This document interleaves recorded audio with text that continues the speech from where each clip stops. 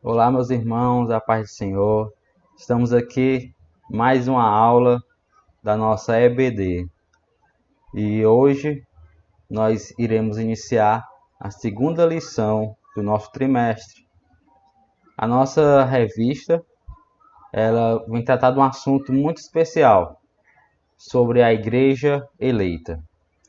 E na igreja eleita, nós vamos estudar especificamente o livro de Efésios. Então, a Epístola de Efésios é o livro que nós estamos estudando durante esse trimestre. Então, esses 6 capítulos, eles vão tratar de assuntos muito importantes para a nossa vida espiritual. E hoje, a lição de número 2 vem tratar sobre a sublimidade das bênçãos espirituais em Cristo. O que é sublimidade? Sublimidade é algo que vem perfeito, é algo superior.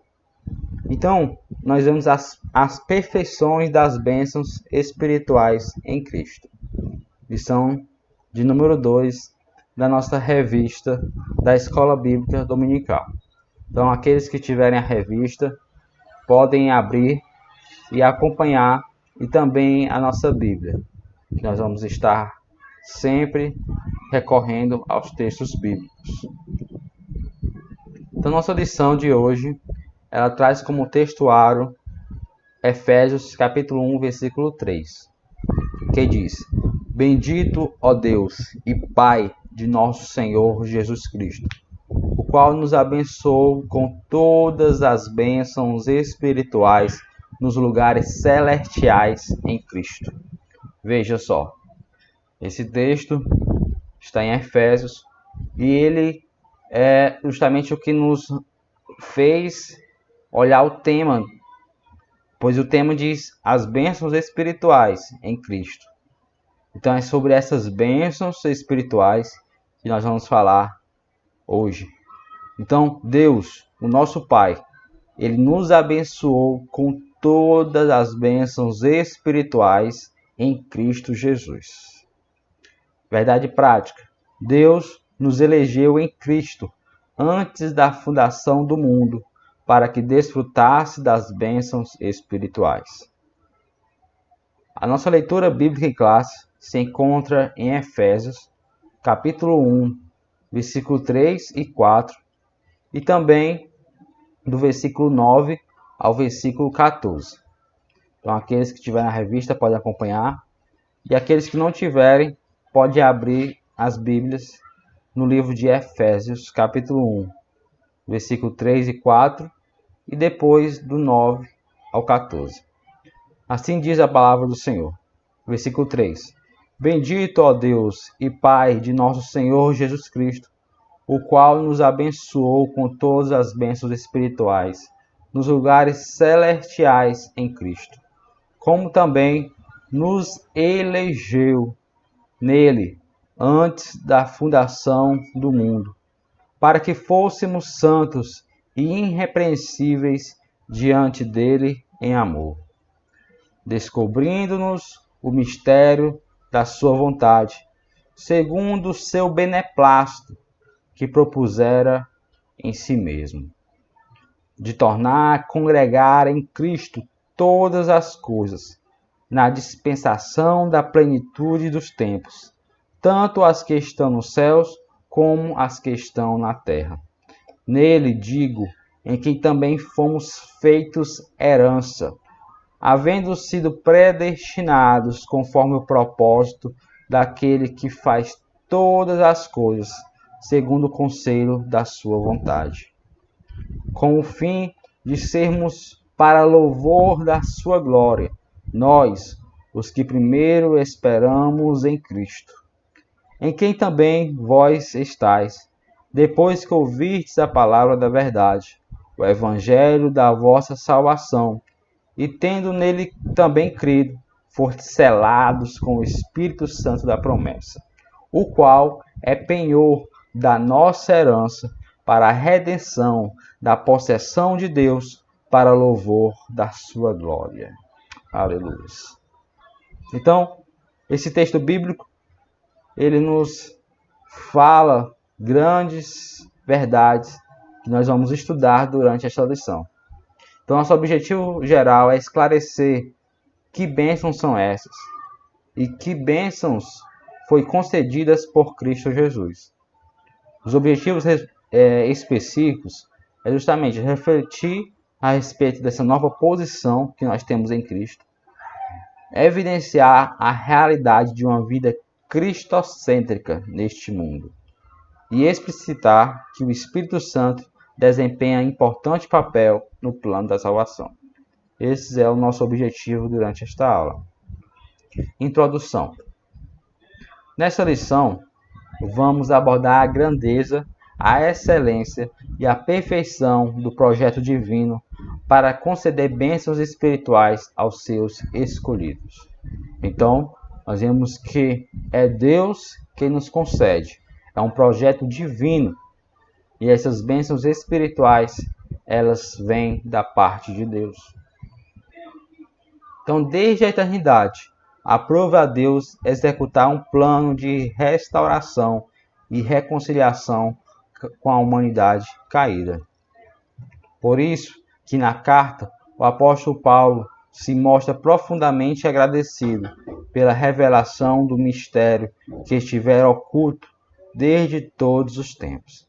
Então, Efésios capítulo 1, após o apóstolo Paulo se identificar como o autor da carta, então o apóstolo Paulo ele começa a explicar essas bênçãos espirituais concedidas a todos nós através de Cristo Jesus. Através da morte, através da ressurreição de Jesus, nós alcançamos essas bênçãos. Não são bênçãos materiais, como muitos hoje ensinam. Aceite a Jesus que você vai ter um carro, uma casa, uma vida financeira próspera. Não. Jesus ele não fala dessas bênçãos materiais, mas ele está falando dessas bênçãos espirituais para a nossa vida. Bênçãos que não se pode comprar com dinheiro, nem com todo o ouro desta terra. Não se compara com o que Deus fez por nós. Com bênçãos que não se pode nem mensurar o tamanho do que é a salvação dada através de Cristo Jesus para cada um de nós. Então, aceitar a Jesus não é uma coisa que você toma uma decisão para você ser beneficiado. Não. Não é uma troca. Eu vou aceitar Jesus porque ele vai resolver a minha vida financeira. Eu vou aceitar Jesus porque eu quero ser uma pessoa boa. Não. Aceitar a Jesus vai muito além disso. Vai muito além de ser abençoado com bênçãos materiais. Mas quando você aceita a Cristo de todo o teu coração, as bênçãos espirituais dadas por Deus começam a fazer parte da tua vida. E Efésios capítulo 1 vai nos dizer que bênçãos são essas. No ponto 1, nós vamos falar justamente sobre essa nova posição em Cristo. A posição a partir do momento que nós aceitamos a Cristo Jesus como Senhor e Salvador da nossa vida.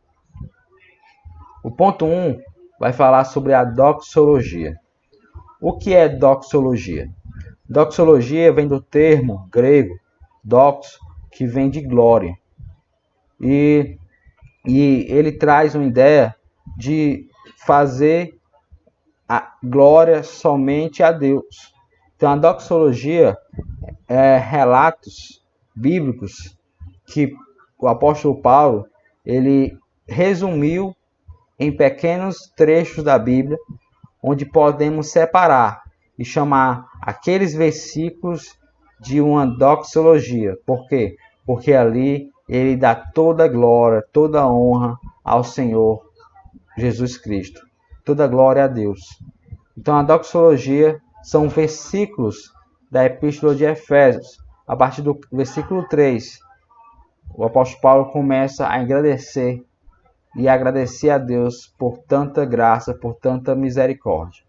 Então, após expor os versículos de abertura da Epístola, onde nós estudamos na lição passada, que foi justamente onde Paulo se apresenta, onde diz: Paulo, apóstolo de Cristo Jesus, pela vontade de Deus, aos santos e fiéis em Cristo que estão em Éfeso. A vocês, graça e paz da parte de Deus, nosso Pai, e do Senhor Jesus Cristo. Após ele se apresentar, após ele dar a paz e a graça para aqueles irmãos, o versículo 3, ele começa a apresentar uma sequência de texto que se caracteriza pela verdadeira adoração e bondade ativa de Deus.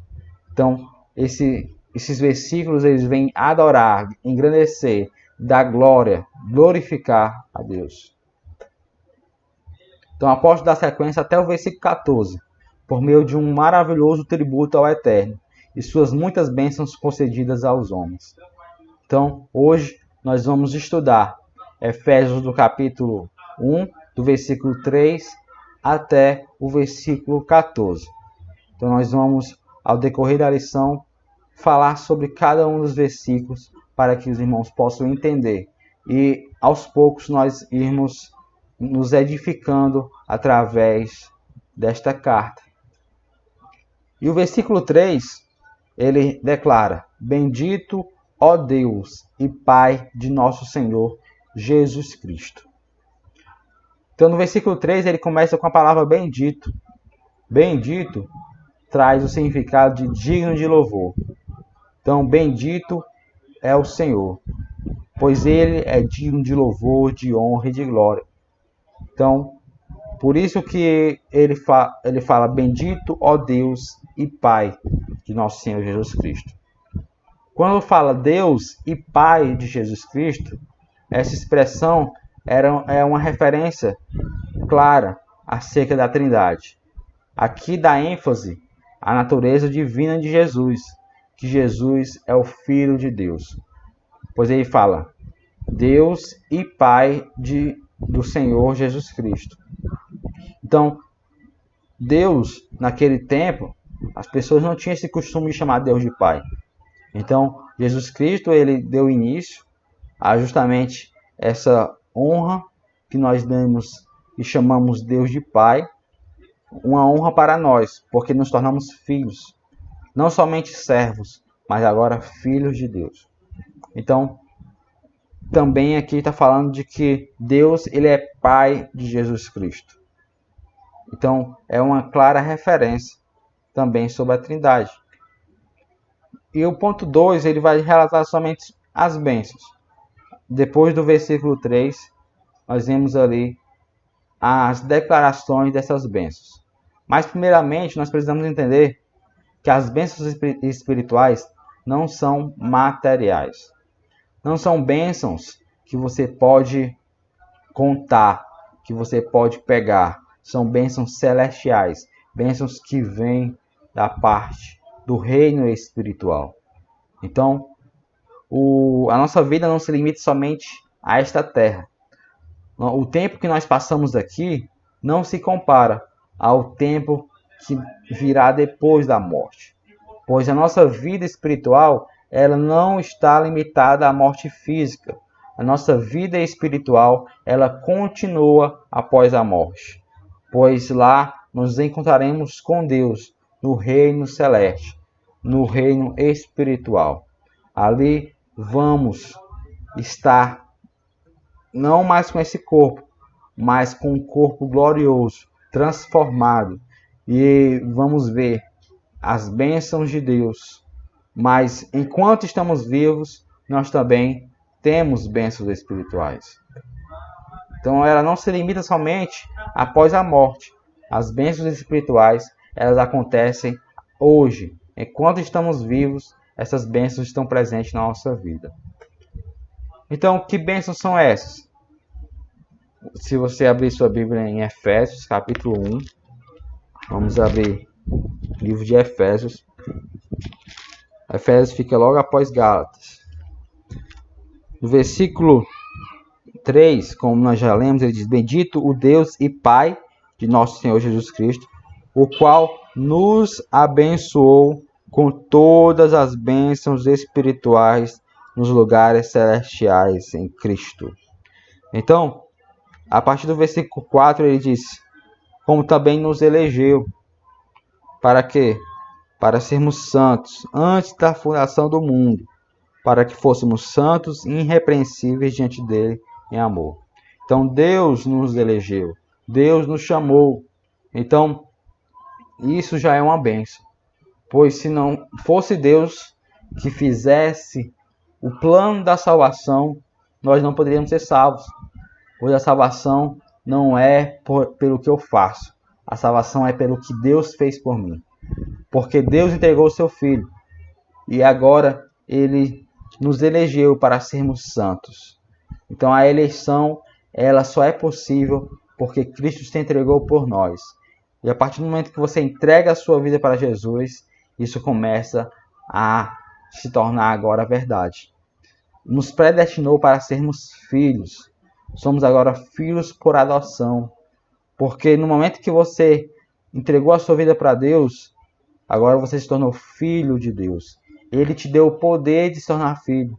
Aquele que não aceitou, aquele que ainda está nas trevas, esse não pode ser chamado filho de Deus. Então isso é uma bênção. Outra bênção, nos fez agradáveis para si. Por quê? Porque nós estávamos mortos, estávamos longe de Deus, pois todos pecaram e destituídos estão da glória de Deus. Então não tinha mais conciliação, não tinha mais essa intimidade com Deus. Mas, através de Jesus Cristo, nós nos tornamos agradáveis. Ou seja, agora nós temos livre acesso, podemos conversar com Deus a qualquer instante, a qualquer momento, que Ele nos ouve. Nos remiu por meio do sangue de Cristo. No versículo 7, ele declara. Versículo 7 diz: em quem temos a redenção pelo seu sangue, a remissão das ofensas, segundo as riquezas da sua graça. Então a redenção é isso. Fomos comprados. Redenção vem desse termo, de você comprar um escravo, comprar alguém por um preço. Jesus nos comprou. Ele nos comprou com um alto preço, preço de sangue, e nos resgatou da escravidão do pecado. Então isso é uma bênção imensurável, pois fomos redimidos através do sangue de Cristo Jesus. Outras bênçãos que nós vemos nesses versículos: nos acolheu por sua vontade redentora. Então foi a partir da vontade de Deus, pois Deus amou o mundo de tal maneira que deu seu Filho unigênito, para que todo aquele que nele crê não pereça, mas tenha a vida eterna. Então, no versículo 8, ele diz que ele nos tornou abundante para conosco, em toda sabedoria e prudência. Do versículo 8 ao 12, ele vem falar sobre essa vontade, que não é por nós mesmos, mas segundo a sua própria vontade. Então, Deus nos amou primeiro, Deus ele se entregou por nós. Então, quando você diz sim, eu quero Jesus na minha vida, então aquele sacrifício na cruz do Calvário, ele começa a fazer parte da sua vida. Pois, até então, o sacrifício de Jesus, ele é para todo aquele que crê. Porque existem pessoas que dizem que não, que Jesus morreu por todos.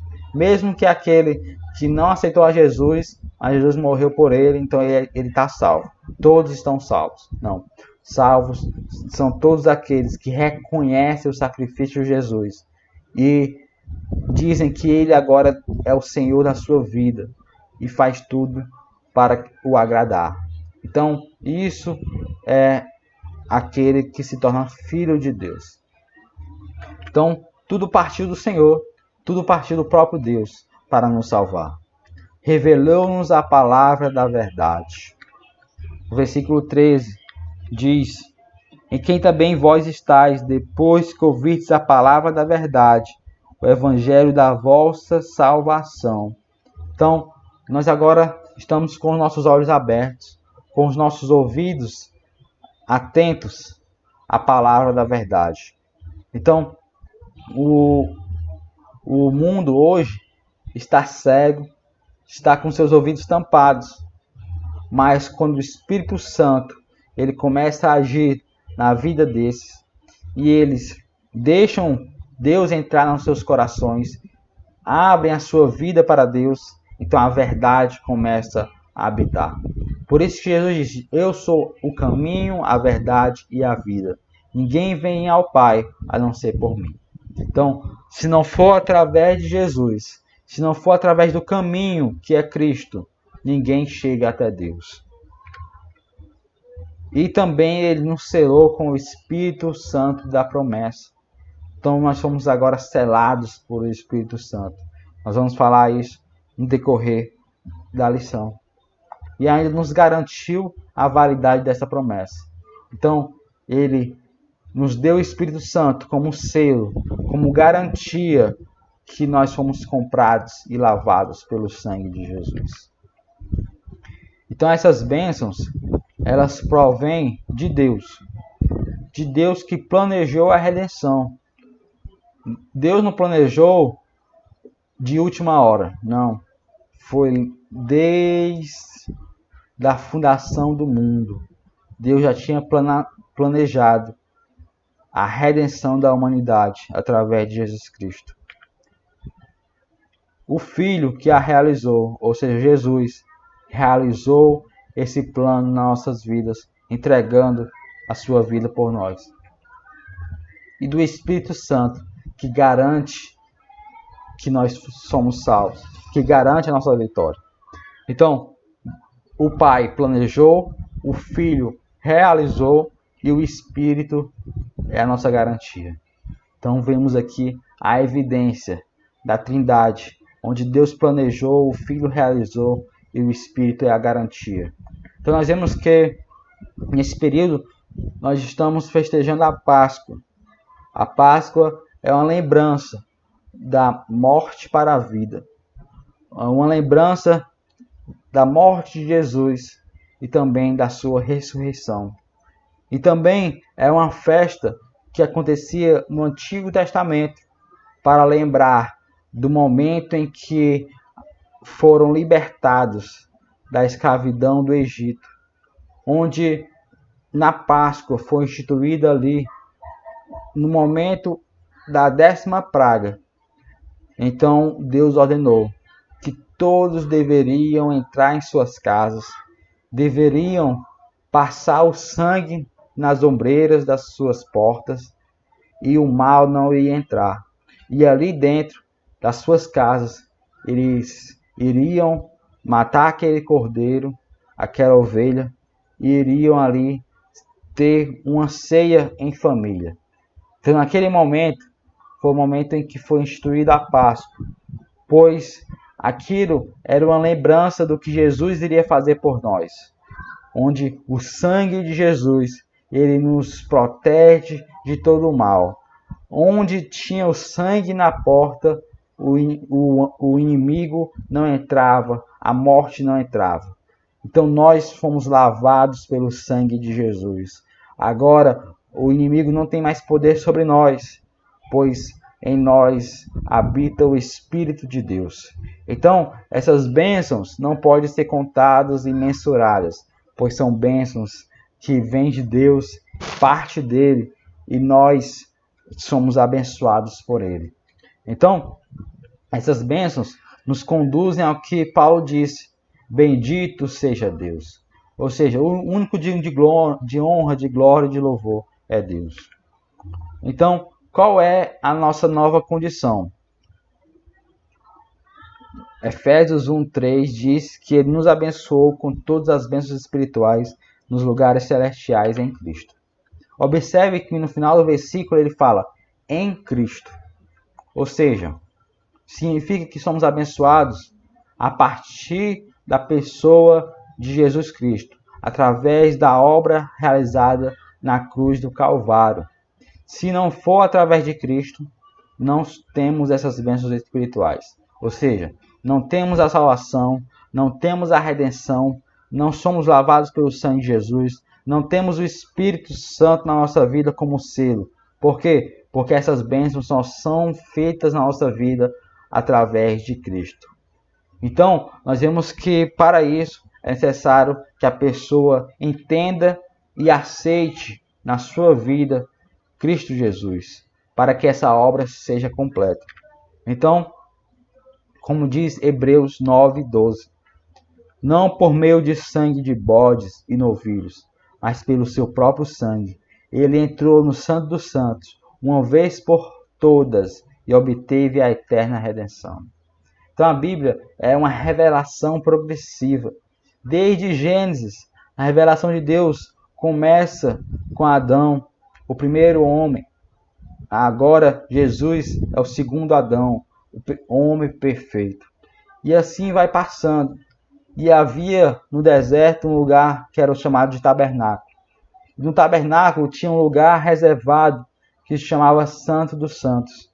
E nesse lugar, somente o sumo sacerdote poderia entrar uma vez por ano para ali oferecer aquele sangue em holocausto, em sacrifício, em oferta a Deus. Mas Jesus, como nós lemos, não mais agora por sangue de bodes, não mais por sangue de ovelhas, como novilhos naquela época, mas pelo seu próprio sangue. Jesus ele entrou através do véu e uma vez por todas alcançou a eterna redenção. Então, não é mais necessário oferecer um sacrifício todos os anos. Não é mais necessário um sacerdote entrar no Santo dos Santos uma vez e oferecer sacrifício por nós. Porque Cristo Jesus fez isso por nós. Através do sangue, através da sua morte, isso foi completado em Jesus. Então, isso é a maior bênção que nós podemos ter na nossa vida. É a salvação. Então, isso está relacionado com a nossa conversão. No momento em que nós aceitamos a Cristo, essa nova vida é conferida somente para quem está em Cristo. Então, quem ainda está em Adão está escravo do pecado. Preste atenção. Aqueles que estão em Adão são aqueles que ainda estão no pecado. São aqueles que ainda estão no velho homem. Não nasceram de novo. Mas quem está em Cristo, nova criatura é. As coisas velhas já passaram e tudo se fez novo. Então quem está em Cristo é nova criatura. Quem está em Cristo é diferente. Mas quem está em Adão, quem ainda está no pecado, esse não tem essas bênçãos espirituais que nós estamos falando. Então, o nosso desejo é que mais pessoas sejam abençoadas por Deus, sejam feitas filhos de Deus. Então, desse modo, não andamos mais em trevas, mas como os filhos da luz. Como diz 1 Tessalonicenses, capítulo 5, versículo 5. Vocês, todos, são filhos da luz, filhos do dia. Não somos da noite nem das trevas. Ou seja, fomos resgatados das trevas e fomos guiados para a sua maravilhosa luz. Então isso é uma bênção que nós, muitas das vezes, queremos dizer: que bênção eu recebi? O que eu tenho de bênção para falar? Você não pode nem contar, porque são muitas bênçãos. Então, não pense que bênção é somente dinheiro, que bênção é somente coisas materiais. Não, a bênção que Deus quer te dar vai muito além dessa vida. Pois Jesus disse, se nós confiarmos em Deus somente nesta vida, nós somos os mais miseráveis de todos os homens. Então, sirva a Deus, esteja, claro, estudando, trabalhando, se dedicando para ter uma vida financeira boa. Mas não é porque você aceitou a Jesus que isso vai ser feito na sua vida. Porque existem muitos falsos mestres, falsos ensinadores da palavra de Deus, que dizem, venham para cá, porque aqui você vai ser abençoado, você vai ter um emprego, você vai ter bens materiais. Jesus te chama diferente. Ele diz, quem quer vir a me seguir, negue-se a si mesmo. Pegue a sua cruz e siga-me. No mundo vocês terão aflições, mas tende bom ânimo. Jesus, ele passou por este mundo. Ele é a maior lição que nós podemos ter na nossa vida. Uma lição de humildade, uma lição de amor ao próximo. Então, não se concentre somente nas falsas doutrinas, nos falsos mestres, mas se concentre naquele que é mestre dos mestres, aquele que é Senhor dos senhores. Jesus já tinha falado, nos últimos dias virão falsos mestres, pessoas dizendo que estão no meu nome, mas esses são, na verdade, pessoas que querem somente se aproveitar. Então, não olhemos para o homem, mas olhe para Deus, pois Ele é o autor e consumador da nossa fé. Então, o ponto 1 da nossa lição, ela vem relatar justamente sobre o que são essas bênçãos. Então, nós vimos que o ponto 1 é a nossa nova posição em Cristo. A nossa nova posição agora é uma posição de filhos. É uma posição diferente da que nós estávamos. Estávamos nas trevas, agora estamos na luz. Ponto 2. Vamos falar agora sobre uma vida cristocêntrica neste mundo. O que é cristocentrismo? É Cristo no centro. Então, essa palavra você pode separar Cristo cêntrico, ou seja, Cristo está no centro da nossa vida. Então, se pensarmos em um homem no centro, é chamado de egocentrismo. Ou seja, o seu ego está no centro. Não, nós temos um culto que é um culto cristocêntrico. Ou seja, Cristo é o centro do culto e Cristo é o centro da nossa vida. Então, coloque Deus em primeiro lugar. Deus acima de tudo. Então, isso vai fazer você ter uma vida cristocêntrica.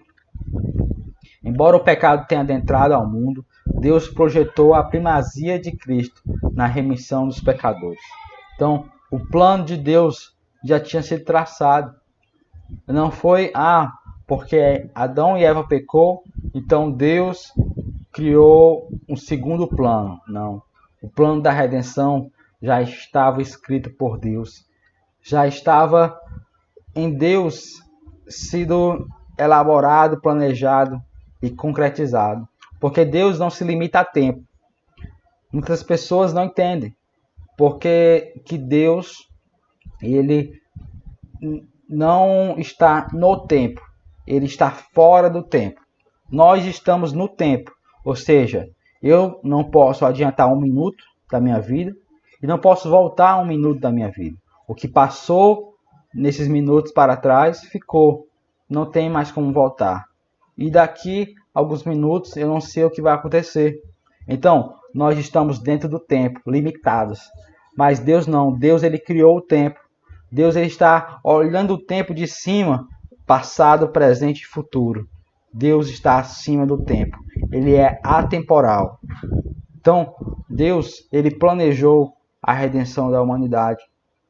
Mas por que Deus não salvou todo mundo, então? Porque Deus, ele não obriga ninguém a ser salvo. Deus, ele não quer pessoas obrigadas a servi-lo. Não. Deus, ele quer que você entregue a sua vida por amor, porque você quer o adorar, quer servi-lo a ele, e não por obrigação. O versículo 9 do capítulo 1 diz: descobrindo-nos o mistério da sua vontade. Então Deus nos revelou a revelação da verdade que estava oculta. Ou seja, tudo que nós conhecemos hoje é o que Deus quis revelar. O que Deus não quis revelar, nós não sabemos. Então muitas pessoas, elas querem ter um conhecimento além do que Deus revelou. E acabam entrando em parafuso, acabam ficando pensando, e agora? Eu não sei disso. Não, porque Deus, ele não está limitado a um estudo. Deus não está limitado a estar dentro de um laboratório sendo estudado. Não, Deus é muito mais que isso. Por isso que ninguém consegue estudar Deus por completo. Não, porque Deus, ele está muito além do que nossa imaginação e o nosso pensamento pode compreender. Então, o que nós conhecemos é o que Deus quis nos revelar. Então, vamos ver Colossenses capítulo 1, versículo 26. Depois de Efésios, vem Filipenses, após Filipenses, Colossenses. Capítulo 1, versículo 26. Diz assim: o mistério que esteve oculto desde todos os séculos e em todas as gerações, que agora foi manifesto aos seus santos. Que mistério é esse? Jesus Cristo. Jesus Cristo, esse mistério que agora foi revelado a todos, a toda criatura. Cristo Jesus veio a este mundo com um propósito: morrer por cada um de nós. Então que sejamos todo dia gratos a Ele. Gratos a Deus, porque se não fosse Ele, nós não estaríamos aqui. Essa verdade diz respeito aos decretos eternos que Deus planejara, por sua soberana vontade, com o propósito de salvar os pecadores. Deus, Ele é soberano.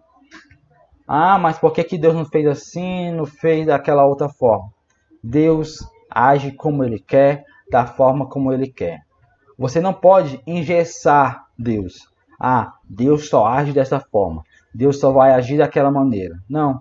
Nenhum homem pode dizer as maneiras de Deus agir. Deus, Ele age de várias maneiras, de várias formas. Usa quem Ele quer, da maneira que Ele quer, no momento que Ele quer.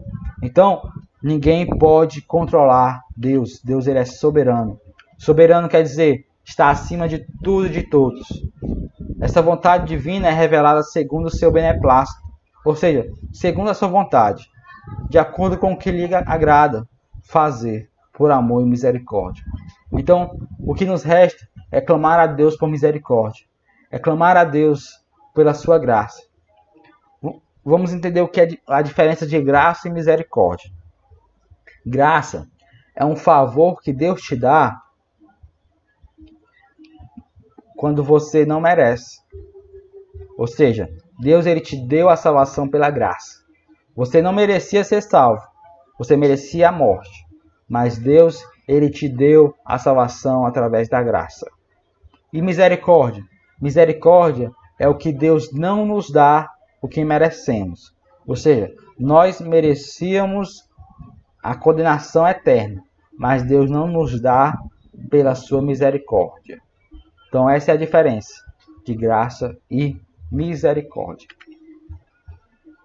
Ponto 2 vai dizer sobre a plenitude dos tempos. Isto é, no versículo 10 de Efésios 1. Então, para nós entendermos, Efésios capítulo 1, o versículo 3, veio falar sobre bendito é Deus, bendito o Senhor, pois Ele é Deus Pai, Pai do Senhor Jesus Cristo. A partir do versículo 4, então, começa a doxologia. Essa doxologia são versículos que vêm da glória, honra a Deus, engrandecer o seu nome. Então, esses versículos, eles vêm relatar sobre essas bênçãos incontáveis dadas por Deus a cada um de nós. Então, Efésios, a partir do versículo 4, do capítulo 1, ele começa a falar sobre essas bênçãos que nós alcançamos. Nos tornamos filhos por adoção, para louvor da sua graça. Agora temos a redenção, agora temos as bênçãos imensuráveis dadas por Deus, como também alcançamos a herança, alcançamos o selo da promessa. Então, todos esses são versículos que vêm relatar sobre essas bênçãos espirituais. No versículo 10, ele vem dizer de tornar a convergir. Em outras traduções fala congregar, ou seja, reunir todas as coisas na dispensão da plenitude dos tempos, tanto as que estão no céu como as que estão na terra. O que é que esse versículo quer dizer? Reunir em Cristo todas as coisas. Então, tudo é dele, por ele e para ele. Então, essa plenitude dos tempos não é uma ideia de cronologia. Não é o relógio para cronometrar. Não. Essa plenitude dos tempos se refere ao tempo divino previamente determinado para que todas as coisas estejam sob o domínio de Cristo. Então, Jesus, ele venceu a morte. Venceu a morte quando no terceiro dia ressuscitou. Venceu a morte de forma completa. Por quê? Porque já tinha feito ressurreição de mortos. Como, por exemplo, Lázaro. Lázaro já tinha ressuscitado. Outras pessoas no Antigo Testamento também já tinham ressuscitado. Mas a ressurreição dessas pessoas foi por um tempo. Elas ressuscitaram, viveram a sua vida na terra e depois chegou um dia que elas morreram de novo. Então a morte ela foi vencida por um tempo. Por quê? Porque eles ressuscitaram e morreram de novo. Mas Jesus não. Jesus foi uma ressurreição completa. Ele ressuscitou e está vivo até hoje. Não vai morrer nunca mais. Então essa é a vitória completa da morte. Então, nos últimos dias, a morte vai ser a última a ser destruída. Quando chegar ao fim, a morte será aniquilada. Não haverá mais morte, não haverá mais dor, não haverá mais choro, pois tudo estaremos no gozo celestial. Então, nós vemos que todas as coisas estão sob o domínio de Cristo. Todas as coisas estão sob o domínio de Deus. Então, essa plenitude dos tempos vem falar sobre justamente o tempo em que Jesus, no terceiro dia, ressuscitou dos mortos e estava sob o domínio de todas as coisas. Implica dizer que todo o universo, céu e terra, estarão submissos à autoridade e soberania de Cristo. Então quer dizer que só depois da morte que ele teve essa autoridade? Não. Jesus, ele sempre foi plenamente Deus e plenamente homem. Então, ele já tinha o domínio de todas as coisas, desde a eternidade, desde o princípio, desde sempre. Então, Jesus tinha o domínio sobre o mar, sobre a terra, sobre o universo. Tudo está e continua sob o domínio de Cristo Jesus. Vamos ver as referências. Vamos ver Romanos capítulo 14, versículo 11. Romanos fica logo depois de Atos. Romanos capítulo 14, versículo 11. Porque está escrito: pela minha vida, diz o Senhor, todo joelho se dobrará diante de mim, e toda língua confessará a Deus, de maneira que cada um de nós dará conta de si mesmo a Deus. Então todo joelho se dobrará, toda língua confessará que Jesus, ele é o Senhor.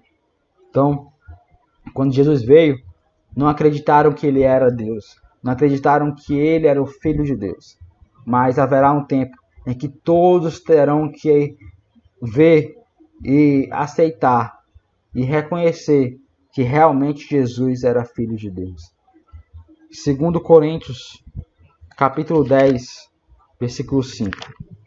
2 Coríntios 10, versículo 5. Diz assim a palavra do Senhor: destruindo os conselhos e toda altivez que se levanta contra o conhecimento de Deus, e levando cativo todo entendimento à obediência de Cristo. Então, tudo está cativo a Cristo. Todo o domínio sobre o céu, a terra e todo o universo está todo sob o domínio de Deus. Então, nenhuma folha cai se Deus não assim permitir. Então por que acontece o que está acontecendo hoje? Acontecem coisas que estão aos nossos olhos acontecendo e não deveria. Nós vemos que nos últimos dias Jesus já tinha alertado que aconteceria os sinais, que haveria destruição em toda a terra. E nós vemos que isso já estava escrito antes mesmo de acontecer. Nós vemos que haverá um tempo em que será muito pior do que está acontecendo hoje. Isso não quer dizer que nós estamos querendo o mal, não. Mas nós cada dia vemos o céu, a terra, o mar, declarando que a volta de Jesus está mais próxima. Cada dia mais se aproxima a volta de Jesus. Então estejamos atentos, estejamos vigiando a todo momento, pois o noivo está vindo buscar a sua igreja. Não sabemos o dia e a hora, mas um dia vai acontecer. Então, Jesus ele foi para o céu, foi preparar lugar para um dia estarmos com eles na mansão celestial. Então, todo louvor, toda glória é somente dele. Ponto 3. Louvor da sua glória. Com o fim de sermos para louvor da sua glória, nós o que primeiro esperamos em Cristo. Ou seja, todos nós somos para louvor da glória de Deus. Todos fazemos, tudo o que fazemos, somos ou possuímos, vem de Deus, pois começa na sua vontade e culmina na sua glória. Então, tudo que você tem, tudo que você faz, você tem que ser grato a Deus, pois foi Ele que te deu a força para levantar de manhã, foi Ele que te deu a saúde para estar hoje vivo, foi Ele que te deu o ar que tu respira. Então, seja grato a Deus, pois tudo depende de Deus. Somos totalmente dependentes de Deus. Ah, mas eu dependo somente do meu braço, eu dependo somente da minha inteligência. Não, foi Deus que te deu. Se Ele quiser acabar agora, Ele acaba, porque Deus ele é soberano. Então, seja grato a Deus, porque o que você tem hoje, o que você é hoje, é porque Deus está com você. Ah, mas por que os injustos também prosperam? Por que aqueles que não têm Deus são abençoados? Nós não estamos falando de bênçãos físicas, não estamos falando de bênçãos materiais. Muitas pessoas, quando falam bênção, pensam que é coisa material. Nós estamos falando das bênçãos espirituais, que o dinheiro não pode comprar. Um tesouro guardado no céu para cada um de nós, onde a traça e a ferrugem não, e o ladrão não rouba. Então, tenha certeza disso, de que o tempo, os anos que você passa aqui não se compara com o tempo que você vai passar na eternidade. Então, tudo isso inclui a salvação e a restauração de todas as coisas. Então, o Espírito Santo, ele também é uma das bênçãos que nós temos na nossa vida.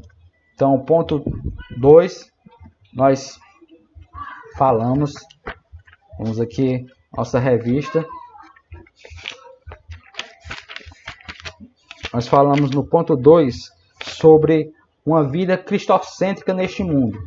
Ou seja, você deve viver uma vida colocando Deus em primeiro lugar, sabendo que todo poder, todo domínio depende a Deus. Então, tenha uma vida que seja Cristo no centro, pois assim você vai render a Ele glória, honra, todo louvor. Como está escrito, tenha o reino de Deus em primeiro lugar, e as demais coisas vão sendo acrescentadas. Então, não pense que Deus te abandonou. Deus ele está te olhando, te vendo e sabe o que você precisa. E agora, no ponto 3, nós vamos falar sobre o Espírito Santo. Ele é o penhor da nossa herança. Então, o Espírito Santo em Efésios, ele é relatado como o selo da promessa. Vamos entender que o Efésios capítulo 1, no versículo 13, diz assim, Efésios 1, 13. Vamos abrir nossas Bíblias.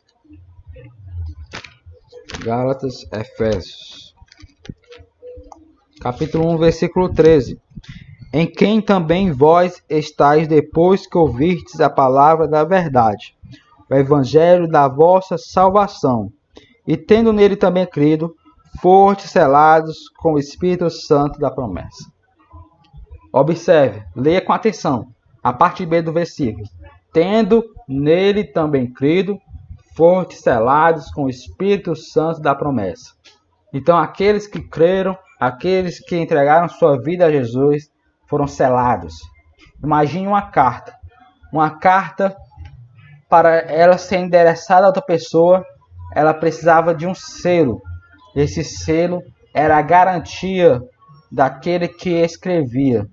Então, o selo de um rei era muitas vezes através do seu anel. O seu anel tinha um selo, e aquele anel ele garantia que aquela carta ela era do rei. Então, nós fomos selados com o Espírito Santo. Quando você aceitou a Jesus, o Espírito Santo começou a habitar na sua vida.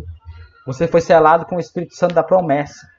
Você agora é a garantia que nós um dia nos encontraremos com Deus Pai. Aquele que ouve a palavra de Deus, o Evangelho da Salvação, que por meio da fé se rende a Cristo, recebe o selo do Espírito Santo no momento da conversão.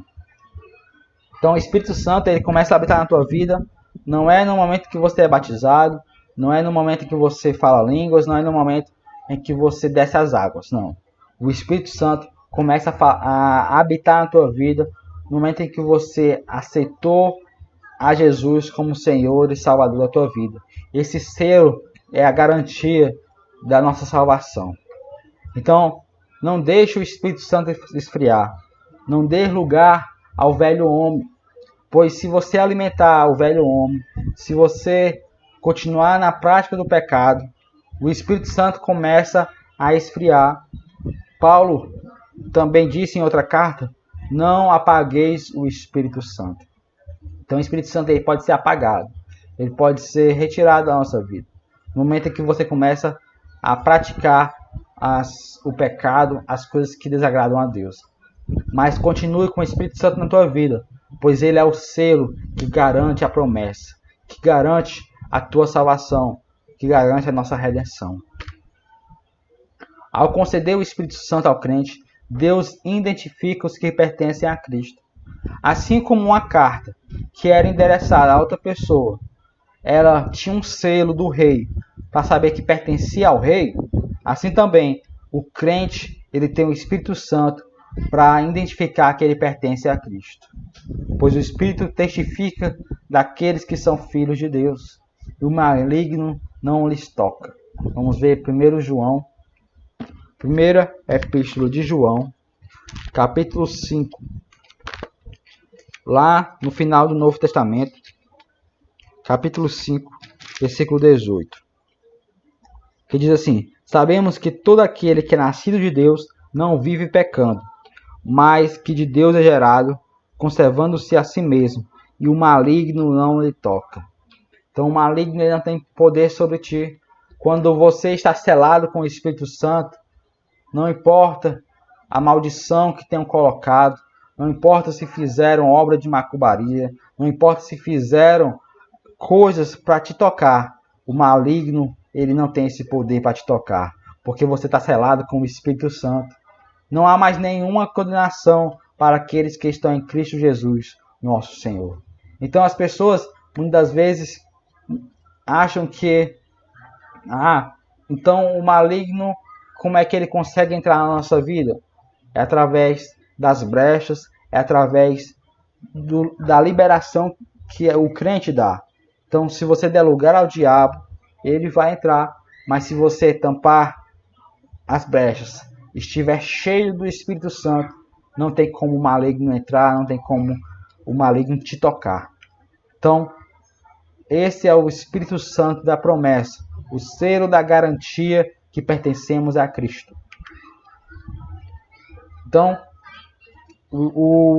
ele também é tido, o Espírito Santo, ele é tido como o penhor da nossa herança. O que é penhor? Penhor, ele vem do termo garantia, ou ainda depósito, ou ainda primeira parcela. Em Efésios 1:14, veja Efésios 1:14, que diz, o qual é o penhor da nossa herança. Quem é o penhor? Está falando do Espírito Santo, porque o versículo 14 é continuação do versículo 13, que estava falando que o Espírito Santo ele é o selo, e ele também é o penhor da nossa herança, para a redenção da possessão adquirida para louvor da sua glória. Vamos entender esse versículo. Ele fala penhor da nossa herança. Esse penhor é a garantia. Imagine que você vai comprar algo. você tem que dar uma entrada. Você dá a primeira parcela. E aquilo vai garantir que você vai querer aquele serviço. Isso acontece muito na nossa vida até hoje. Muitas vezes você tem que dar uma entrada, uma parcela, para garantir aquele dia, para garantir aquela vaga, para fazer a reserva. Então, o Espírito Santo é essa reserva, essa garantia da nossa herança. Ou seja, a palavra, ela traz essa herança que não é uma herança terrestre, uma herança celestial. É a garantia de que aqueles que têm o Espírito Santo vão um dia estar com Deus nos céus, vão estar na mansão celestial. Então ele é o penhor da nossa herança para a redenção da possessão adquirida. E que possessão é essa? É a salvação de cada um de nós. Então isso é para louvor e glória de Deus.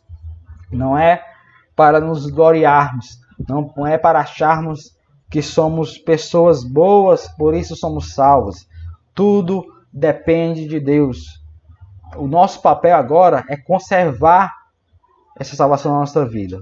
Ou seja, é conservar o Espírito Santo em nós, é nos santificarmos cada dia mais para estarmos santos, pois somente aquele que é santo que se encontra com Deus. Somente aquele que é santo pode ver a Deus. Então, compreenda que você não mereceu a salvação. Ela veio de Deus através da sua graça, através da sua misericórdia, nos salvou e nos redimiu. O Espírito Santo faz morada na nossa vida, de todos aqueles que recebem a salvação. E ele identifica como pertencentes a Cristo e garante a vida eterna. Então ele é o selo. O Espírito Santo é o selo, pois ele nos identifica que somos de Cristo e ele também é essa garantia da vida eterna. Então, aqueles que têm Deus na sua vida devem mostrar através dos seus frutos, os frutos espirituais. Gozo, paz, bondade. Tudo isso faz parte do fruto do Espírito. Gálatas 5. Vamos abrir nossas Bíblias no livro de Gálatas. Capítulo 5.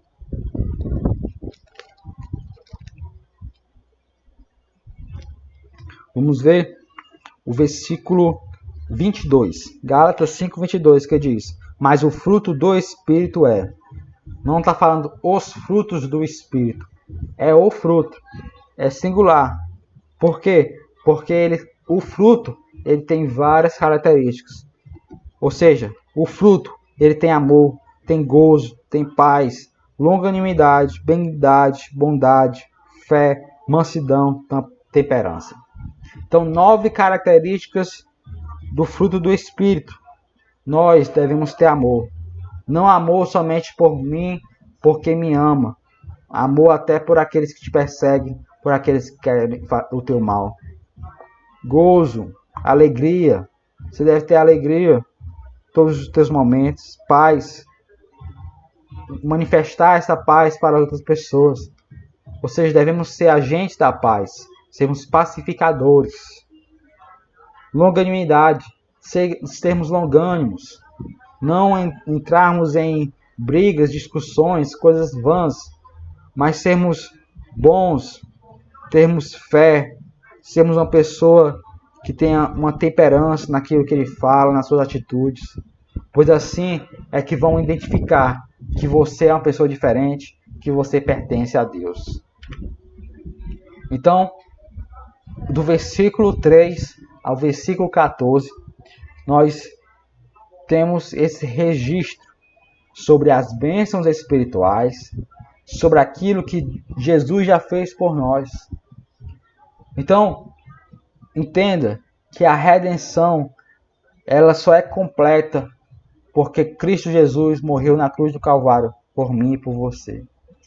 Então, nesse domingo de Páscoa, que você possa refletir essa data. Essa data é a data específica que Jesus morreu? Não. O calendário é diferente. Mas foi uma data escolhida para ser celebrado para sermos lembrados. E não somente isto, mas não somente nessa data, mas em toda a nossa vida. Você possa ter isso como sendo um pão diário, que você todo dia deve reconhecer que se não fosse Deus na tua vida, você não estaria aqui. Por quê? Porque a morte de Cristo na cruz do Calvário nos garantiu esta redenção, nos garantiu o selo da promessa, nos garantiu a salvação. Então, esta porção da Epístola de Efésios é o plano divino revelado e resultado dessa reconciliação, que nós agora temos reconciliação com Deus por meio de Cristo e na restauração de todas as coisas, visíveis e invisíveis. Ambos os propósitos devem redundar em quê? Em glória e honra a Deus. Na plenitude dos tempos, todo o desígnio divino estará plenamente executado. Então, ainda existem coisas para acontecer. Ainda não é o fim, mas devemos ter a convicção de que a qualquer momento, a qualquer hora, Jesus pode vir. Não existe nada que impeça que Jesus venha. As pessoas ficam imaginando, prevendo que Jesus ainda vai demorar, mas não sabemos o dia e a hora. Mas Jesus está às portas. Maranata, ora vem, Senhor Jesus. Então, que nós possamos ter em mente que nós agora temos essas bênçãos espirituais garantidas por Deus, através de Jesus Cristo. Essa era a lição de hoje, para que a gente possa entender e compreender que a nossa vida não se limita às bênçãos materiais. Eu estou passando por necessidade porque eu pequei, porque eu sou uma pessoa má. Não. Existe um momento difícil na nossa vida, que isso não significa que é pecado. Isso não significa que você pecou contra Deus. Jó é o maior exemplo disso, pois Jó passou necessidades, teve a sua vida completamente destruída. Os seus amigos disseram: Jó, o que tu fez? Qual o teu pecado? O que tu fez para Deus? Mas Jó, ele simplesmente estava ali sabendo que ele estava servindo a Deus. Em nenhum momento ele blasfemou. Em nenhum momento ele pensou em falar contra Deus, não. Mas ele tinha a sua convicção que Deus era o seu Redentor. E ele disse: eu sei que o meu Redentor vive e em breve se levantará para me defender. Então tenha essa convicção, permaneça firme na fé, sabendo que Deus tem preparado para ti bênçãos espirituais. Então, eu deixo aqui a pergunta desta lição: de onde provém as bênçãos espirituais? Então, vocês podem responder nos comentários do vídeo e podem estarem acompanhando as lições e lendo também a revista, onde nós temos a leitura diária. Cada revista, cada lição, você tem leituras diárias. Segunda-feira, Efésios 2, 11 ao 13. Terça, Efésios 1, 4 ao 6. Quarta, João 3, 16 ao 18. Quinta, Efésios 2, 8 ao 10. Sexta, 1 João 3, 21 ao 23. E sábado, 2 Coríntios 1, 20 ao 22. Então, que possamos estar fazendo essas leituras bíblicas enquanto estamos passando por esse momento difícil. Não perca a sua fé. Não apague, não deixe o fogo do Espírito Santo apagar na sua vida, mas permaneça ele aceso, sabendo que o nosso Redentor, Jesus Cristo, está vivo e em breve ele virá para nos buscar. Amém? Esta é a lição de hoje. Espero que os irmãos tenham compreendido. Espero que nós possamos logo mais estarmos nos vendo pessoalmente. Amém? Até mais. Que agradeço a oportunidade. Em nome de Jesus.